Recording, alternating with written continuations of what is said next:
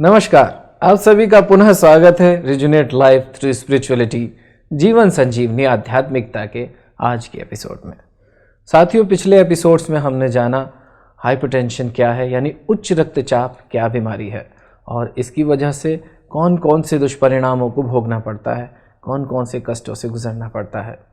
आज हम ये जानेंगे कि इसके बचाव क्या हैं और उपचार क्या है, यानी जिन लोगों को हो गया तो उनको क्या उपचार की ज़रूरत है और जिनको नहीं हुआ है उनको क्या बातें ध्यान रखनी चाहिए जिनसे कि वो उनको ये बीमारी ना हो। इन दोनों बातों पर प्रकाश डालने के लिए आज हमारे बीच उपस्थित हैं फिर से डॉक्टर श्रीमन जी। आइए चलते हैं उनके पास। सर नमस्कार। नमस्कार विशाल जी। सर, पिछले 2 एपिसोड्स में हमने जाना कि हाइपरटेंशन उच्च रक्तचाप क्या है, इसकी वजह से क्या क्या कष्ट भोगने पड़ते हैं। तो अब हम ये जानना चाहेंगे कि जिनको हो गया है ये बीमारी, जो ग्रसित हो चुके हैं जी, उनको क्या उपचार करना चाहिए। जी, उपचार की विधि तो वास्तव में बहुत सहज है, क्योंकि हमने कारण में समझा कि जो 90% हाइपरटेंसिव पेशेंट्स हैं उनको प्राइमरी हाइपरटेंशन है जी, अर्थात सीधा हमारे जीवन शैली से संबंध रखता है। तो अगर हमारे जीवन शैली को हम ठीक कर दें तो नेचुरली इस बीमारी पर हम विजय प्राप्त कर सकते हैं।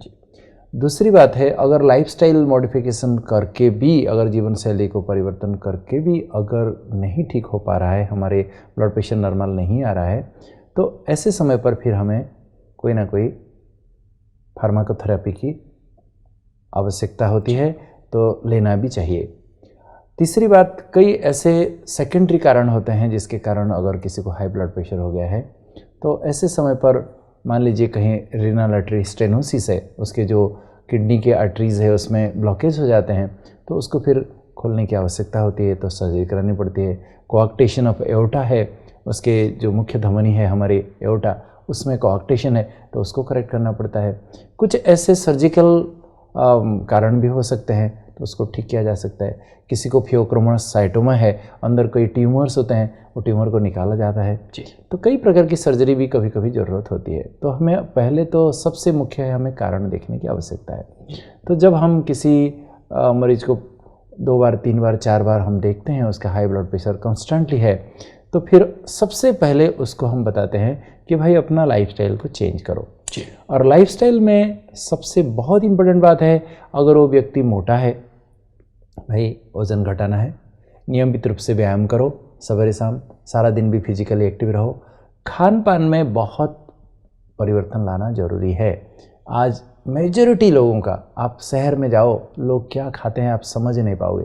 तो देखिए, हमारे खान पान में सबसे बहुत एक इम्पोर्टेंट बात है, आज साइंटिस्ट लोगों ने देखा है कि हम सभी आवश्यक से कई गुना ज़्यादा सल्ट ले रहे हैं, नमक खा रहे हैं, जिसके कारण हम सभी का ब्लड प्रेशर बढ़ता जा रहा है।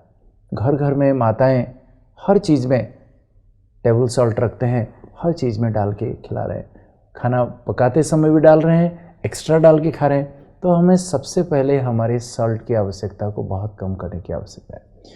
और ये तब हो सकता है जब हम भोजन में, हम अगर कोई बिल्कुल भी अगर सॉल्ट नहीं खाता है, बिल्कुल नहीं खाता है, तो भी उसको कोई नुकसान नहीं होगा अगर वो सफिशिएंट वेजिटेबल्स खाता है, सफिशिएंट फ्रूट्स खाता है।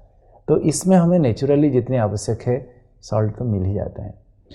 अगर सबसे बहुत एक अनुभव की बात मैं आपको सुना सकता हूँ, कई पेशेंट्स मुझे बताते हैं कि 1 महीना 2 महीना बिल्कुल सॉल्ट छोड़ दिए, उनका ब्लड प्रेशर एकदम नॉर्मल। खाली ब्लड प्रेशर नहीं, मैं देखता हूँ, मैं तो सरप्राइज हो गया कि कई पेशेंट्स नमक छोड़ के उनका शुगर भी ठीक हो गया।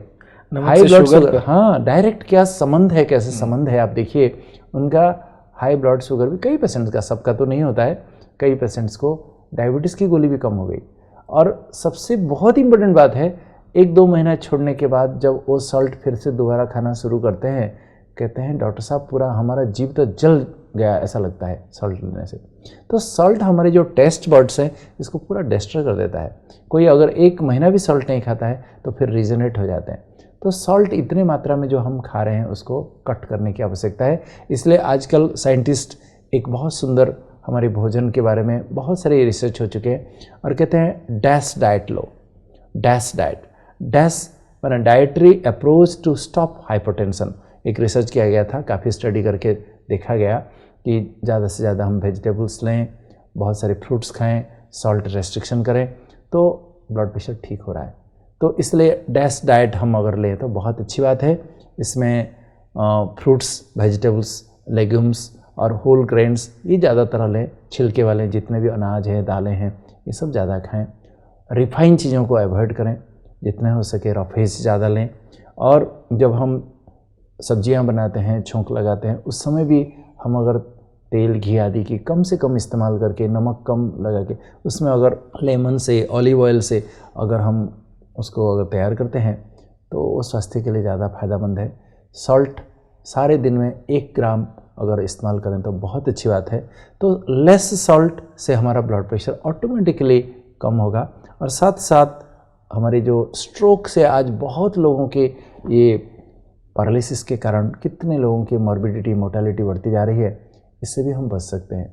लेकिन कुछ ऐसे भी लोग हैं जो आप सॉल्ट बंद करने के बाद भी उनका ब्लड प्रेशर नहीं कम होता है, वो सॉल्ट रेजिस्टेंट ग्रुप है। लेकिन हम देखा जाता है कि मेजॉरिटी लोग सॉल्ट का इंटेक जब कम कर देते हैं, उनका ब्लड प्रेशर एकदम सामान्य हो जाता है, नॉर्मल हो जाता है। तो इसलिए आजकल यही हम सभी मेडिकल साइंस की तरफ से यही लोगों को बताते हैं कि भाई सॉल्ट इंटेक कम करो।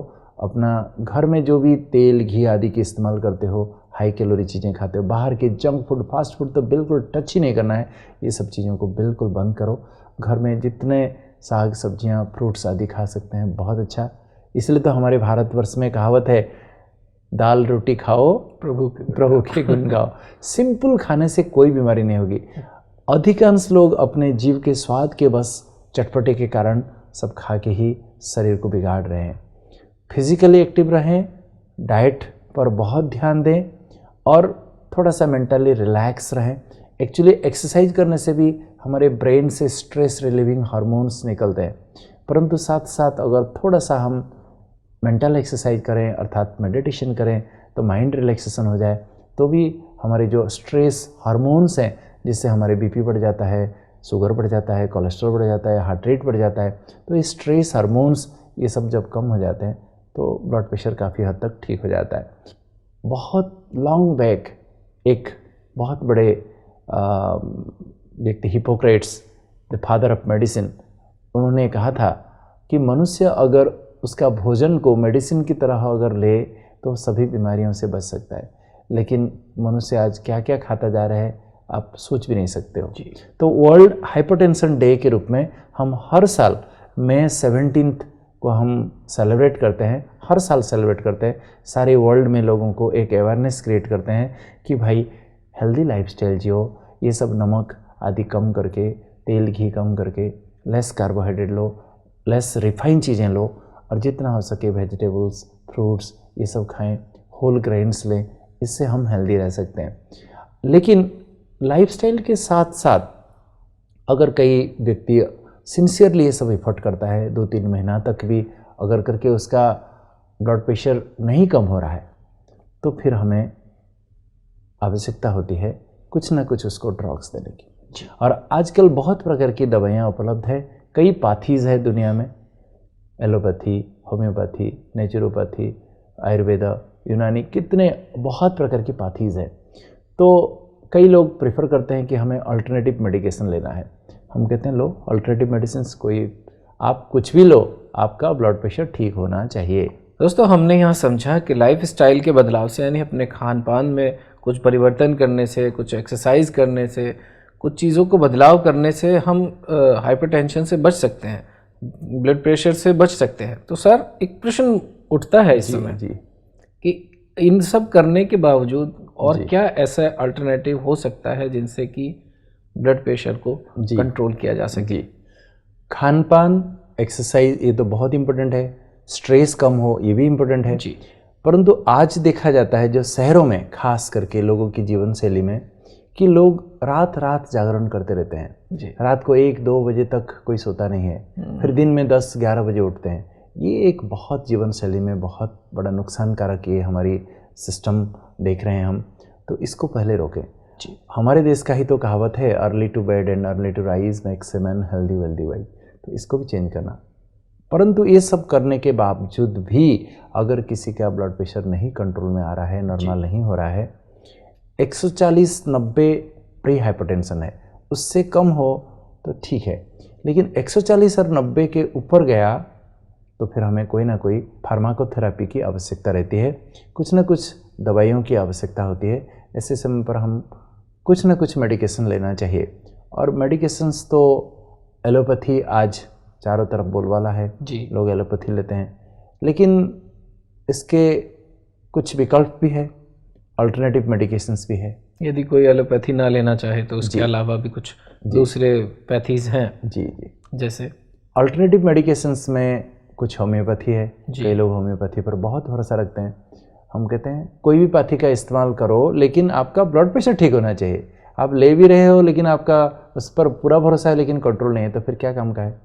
तो कोई होम्योपैथी लेता है, कोई आयुर्वेद लेता है, और कई प्रकार के लोग एक्सरसाइज भी करते हैं, आसन प्राणायाम आदि करते हैं, और कई प्रकार के एक्यूप्रेशर थेरेपी, मसाज थेरेपी, और कई प्रकार के चक्र प्राणायाम, ये सब चीज़ें भी करते हैं। कई तो फिर आप देखना ये सब रिफ्लेक्सोलॉजी, मसाज थेरेपी, ये सब भी करते हैं। कई ये डाइटरी सप्लीमेंट्स भी देते हैं, इससे ब्लड प्रेशर कम हो जाएगा। कई प्रकार की डाइटरी सप्लीमेंट्स होते हैं, ये सब भी आजकल देते हैं ब्लड प्रेशर कंट्रोल करने के लिए।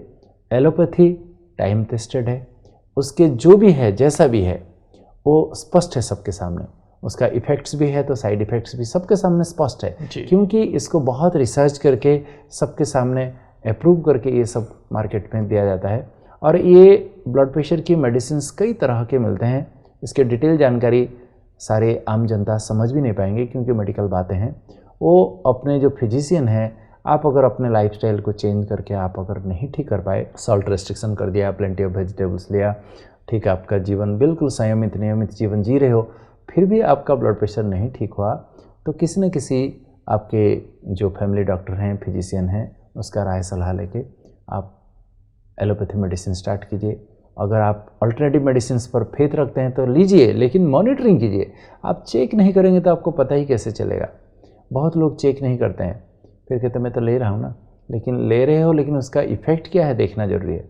अगर नहीं कंट्रोल है तो फिर तो एलोपैथी लेना ही चाहिए, बेहद ज़रूरी है। जी दोस्तों, इस बात से स्पष्ट हुआ है कि आप यदि कोई अल्टरनेटिव मेडिसिन लेना चाहते हैं और आपका फेथ है उसमें, तो आप ले सकते हैं, कोई मना ही नहीं है। लेकिन ज़रूरी ये है कि आप जांच करके ये देखते रहें कि उसका इफ़ेक्ट आपको आ रहा है कि नहीं आ रहा है।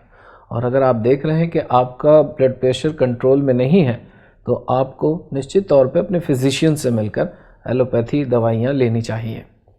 जी सर।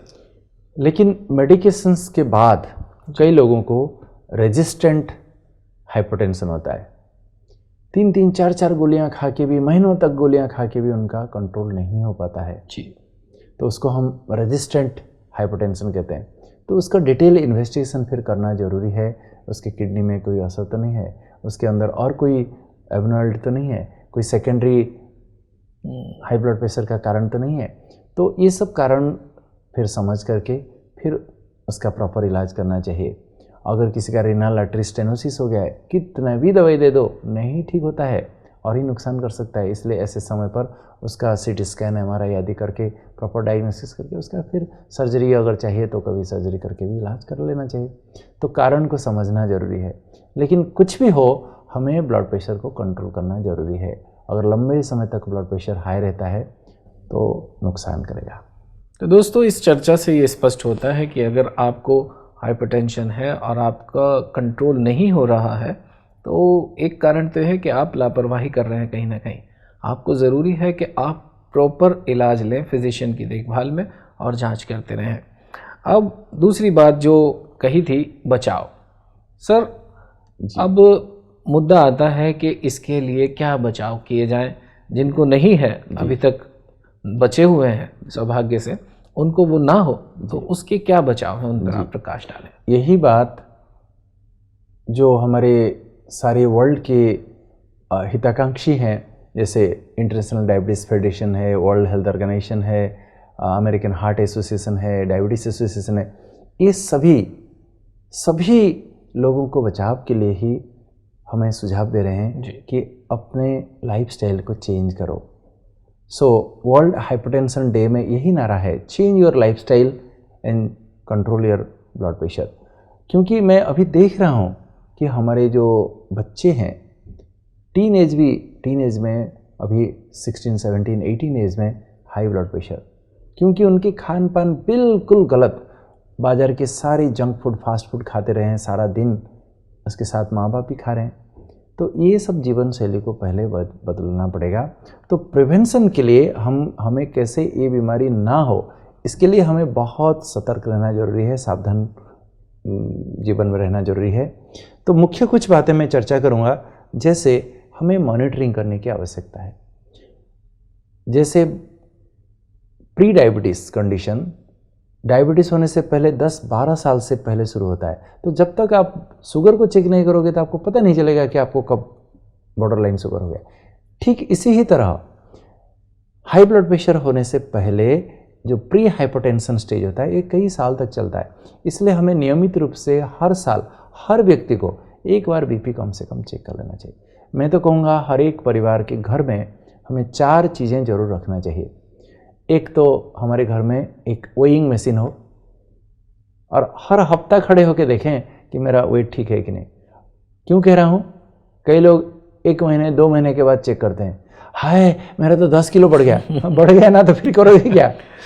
अगर हर हफ्ता चेक करेंगे, आधा किलो भी बढ़ रहा है तो आप कसस रहेंगे और थोड़ा सा कसरत करके अपना कम कर सकते हो। सही बात है। इसलिए एक वेइंग मशीन हर एक के घर में होना चाहिए। इसी प्रकार एक थर्मोमीटर हर एक के घर में होना चाहिए।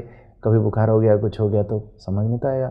तीसरी बात, हमारे घर में एक ग्लूकोमीटर होना चाहिए, ताकि कभी शुगर, आज तो घर घर में सबको डायबिटीज़ है, तो एक ग्लूकोमीटर भी रखें तो कोई प्रॉब्लम नहीं।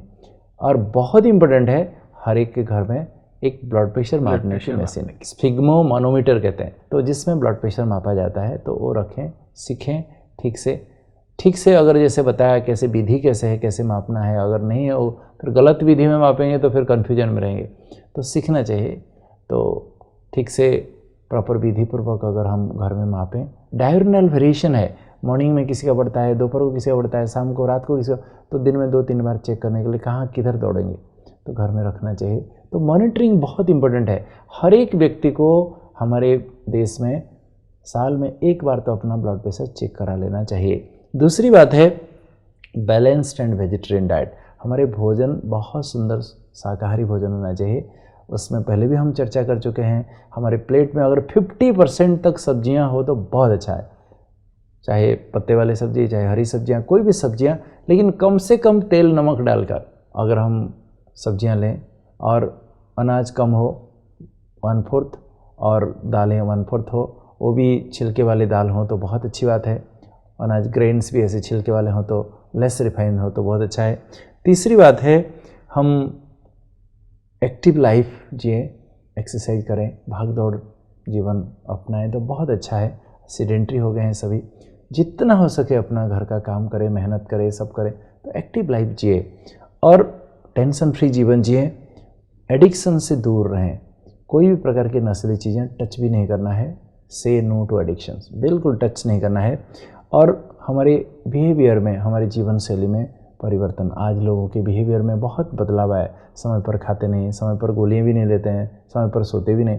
तो हमारे एक डिसिप्लिन लाइफ, एक सुंदर जीवन शैली अपनाएं, जिसमें ही जीवन में आनंद है। तो ये सब प्रिवेंटिव मेजर्स है। और साथ साथ हम अगर जीवन में एक्सेस ऑफ टी, कॉफ़ी, ये सब चीज़ों से भी हम अगर बचें तो बहुत अच्छी बात है। सॉल्ट जितना कम हो सके खाएं तो बहुत अच्छा है। अगर किसी के सिर पर इतना बड़ा एक हथौड़ा धम मार दिया जाए तो क्या होगा, वहीं कोलैप्स हो जाएगा। ठीक इसी तरह हाई ब्लड प्रेशर एक साइलेंट किलर है। कब अंदर हार्ट अटैक हो जाएगा, नस फट जाएगा, पैरालिसिस हो जाएगी, किडनी खराब हो जाएगा, हमें पता ही नहीं चलेगा। इसलिए हमें इससे बचाव के उपाय को अपनाने की आवश्यकता है और हमारी जीवन शैली को परिवर्तन करने की आवश्यकता है। तो सभी को सावधान होना चाहिए, क्योंकि it is a silent killer. Hypertension, उच्च रक्तचाप एक खामोश जानलेवा बीमारी है। अगर सचमुच अगर इस बीमारी का जड़ देखा जाए तो आज घर घर में लोगों को टेंशन, स्ट्रेस, तनाव, तो इसलिए तनाव से मुक्त होना भी बहुत इम्पोर्टेंट है। बाकी आप सब कुछ करते हुए, खान पान को बदलते हुए भी, एक्सरसाइज करते हुए भी तनाव अगर है तो ये ब्लड प्रेशर से मुक्त नहीं हो सकते हैं। तो सचमुच ब्लड प्रेशर से, हाई ब्लड प्रेशर से मुक्त होना है तो रोज़ हमें नियमित रूप से मेडिटेशन करने की आवश्यकता है।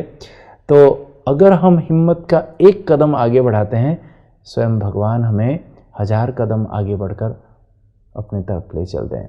तो भगवान ही सुप्रीम सर्जन है जो हमें ये सब बीमारियों से बचा सकते हैं, अनेक दिन तक निरोगी काया दे सकते हैं।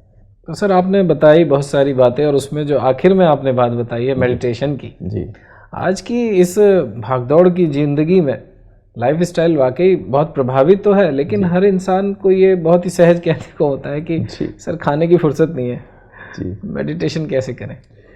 जी विशाल जी, बहुत सुंदर बात है आपने छड़ी। देखिए, लोग सभी एकदम हाई स्पीड में गाड़ी चलाना चाहते हैं, दुनिया में सभी चाहते हैं एकदम जल्दी जाए, जल्दी पहुँचे हाई स्पीड में। लेकिन ये बीच बीच में ये सारे ट्रैफिक सिस्टम क्यों बनाया गया है? कंट्रोल हो जाए जिससे कि स्पीड, हाँ, ये सब स्पीड ब्रेकर्स, ट्रैफिक सिस्टम इसलिए बनाया गया कि एक्सीडेंट से बचे। इस प्रकार जो व्यक्ति भागम दौड़ी जीवन में जी रहा है आजकल के लाइफ में, उसके मेंटल एक्सीडेंट्स भी होते रहते हैं। ये फिजिकल एक्सीडेंट्स तो होते रहते हैं, ये तो हम देखते रहते हैं। इसी प्रकार मन में भी बहुत प्रकार के द्वंद्व पैदा होते रहते हैं, एक्सीडेंट्स होते रहते हैं, जिसको हम तनाव कहते हैं। तो अनेक प्रकार की फास्ट संकल्प चलते हैं। जैसे जो आदमी जितना भाग दौड़ करके खड़े खड़े खा रहा है, भाग रहा है, दौड़ रहा है, तो उसके मन में जो संकल्प है, सोच है, कितना फास्ट चलता होगा आप सोचिए। तो जैसे गाड़ियों को एक्सीडेंट से रोकने के लिए हम ट्रैफिक सिस्टम रखे हैं, इसी प्रकार मेडिटेशन भी एक प्रकार का मेंटल ट्रैफिक सिस्टम है, जिसमें आपके मानसिक तनाव से, टेंशन से आप बच सकते हो। इसके लिए एक्स्ट्रा टाइम देने की ज़रूरत नहीं है।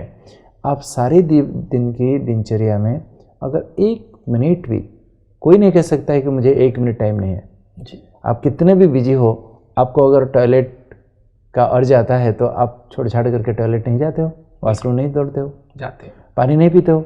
इसी प्रकार 1 मिनट के लिए भी अगर कोई 1 मिनट साइलेंट बैठ के अगर मन के संकल्पों को रोक देता है और मेडिटेशन अर्थात मन की विचारधारा को एक पॉजिटिव दिशा देकर आत्मचिंतन, परमात्म चिंतन, प्रभु चिंतन या शुभ चिंतन, दूसरों के भला के लिए अगर हम इसी प्रकार के संकल्प को हम क्रिएट करें, ये 1 मिनट में भी जो एकदम तेज संकल्प के जो दौड़ में हम टेंशन फील करते थे, उससे बचाव हो सकता है। तो इसलिए इसके लिए एक्स्ट्रा टाइम की आवश्यकता नहीं है, परंतु इसको सीखने के लिए प्रारंभिक स्टेज में डेफिनेटली कोई अगर सवेरे या शाम को कभी भी 5-7 मिनट 10 मिनट बैठ के अभ्यास करे, मन को कैसे एकाग्र किया जाए, मन में कैसे पॉजिटिव सोच लाया जाए, इसको थोड़ा सा अभ्यास करे तो सारे दिन में बड़े आसान है। आप कितने भी बिजी रहो, घंटे में 1 मिनट के लिए भी साइलेंट हो जाओ और थोड़े से मन को शांत करके प्रभु चिंतन, आत्मचिंतन करो। बहुत सहज विधि है, इसके लिए बहुत एक्स्ट्रा समय की किसी की आवश्यकता नहीं है। तो कोई भी जहाँ चाह है वहाँ रहा है ही। बिल्कुल। तो खाली इच्छा होनी चाहिए। जो व्यक्ति समझ जाएगा कि वास्तव में टेंशन से काम बिगड़ता है, टेंशन से सुधरता नहीं है, और टेंशन के कारण मैं सबसे पहले तो मेरा अपना ही नुकसान कर रहा हूँ। टेंशन से मेरा हाइपर टेंशन हो रहा है, हाई ब्लड प्रेशर बढ़ रहा है, तो इसलिए मेरे ब्लड प्रेशर ना बढ़े, मेरे हार्ट रेट ना बढ़े, मेरे हार्ट अटैक ना हो, मेरे डायबिटीज़ ना हो जाए। ये सब बातों को अगर हम इससे बचना चाहते हैं तो समझ करके अगर थोड़े समय, अगर 1 घंटे 2 घंटे में 2 मिनट 1 मिनट के लिए भी समय निकाल के अगर मन का ट्रैफिक कंट्रोल करें, तो मेरा पूर्ण विश्वास है तो मन शांत हो जाने से तन भी ठीक हो जाएगा, बीमारियां भी ठीक हो जाएगी। तो दोस्तों, आज की इस परिचर्चा से बहुत सारी बातें सामने आई है। उसमें से सार रूप में अगर देखा जाए तो एक चीज़ तो ये बहुत ज़रूरी है कि आपको अपनी जीवन शैली में परिवर्तन लाना पड़ेगा। ओवरऑल सारी बातों का एक निचोड़ ये निकला है कि नमक पर आपका पूरा कंट्रोल रहे। नमक आपके भोजन में 1 ग्राम से ज़्यादा नहीं होना चाहिए, और हो सके जितना कम कर सके उतना अच्छा। और एक बात जो सर ने बताई कि आप अपनी डाइनिंग टेबल से प्लीज़ नमक की जो डिबिया रखी रहती है उसको तो बिल्कुल हटा ही दें। दूसरी बात, अगर आपके सभी लाइफस्टाइल के परिवर्तन के बावजूद भी अगर कंट्रोल नहीं रहता है तो आप अपने डॉक्टर की मशवरा लें, राय लें और दवाइयों को नियमित रूप से खाएं, एक्सरसाइज आदि सभी करें। साथ ही साथ एक बात और बताई गई है, ख़ास तौर से बचाव और सजगता ही एक उपाय है। सजगता इस चीज़ की कि आप नियमित रूप से मॉनिटरिंग करें। अपने घर में कम से कम एक थर्मामीटर, एक वज़न तोलने की मशीन, एक ग्लूकोमीटर जिससे आप नियमित रूप से माप सकें, और एक ब्लड प्रेशर जांच करने की मशीन। उसको सीखने के बाद, उसको ज़रूर सीखना पड़ता है, ऐसे आप सीधा ही अपने आप नहीं कर सकते, कहीं से किसी ना किसी अपने फैमिली फिजिशियन से सीख करके उसका नियमित रूप से इस्तेमाल करें। और सबसे आखिर में जो बात सामने आई है, तनाव। हर बीमारी का एक ही जड़, एक ही बीज नज़र आई, स्ट्रेस। स्ट्रेस से रिलीज़ होने का सबसे सहज और सबसे सरल और बहुत ही कारगर तरीका मेडिटेशन कीजिए। और जिसमें बताया कि आपको भागदौड़ की ज़िंदगी में ऐसा नहीं कि सब काम काज छोड़ करके मेडिटेशन करना है, राजयोग करना है, आवश्यकता नहीं। आप अपने जीवन में हर घंटे में, 2 घंटे में 1 मिनट, आधा मिनट अपने आप को विड्रॉ कर लें और सिर्फ आत्मचिंतन कर लें, अपने आप को देख लें, तो आप मेडिटेशन की फॉर्म में आ जाते हैं और देखेंगे इससे बहुत लाभ होगा। आज की चर्चा यहीं तक। हम आपके उत्तम स्वास्थ्य की शुभकामनाएं करते हैं। आप स्वस्थ रहें, यही हमारी अभिलाषा है। धन्यवाद, नमस्कार।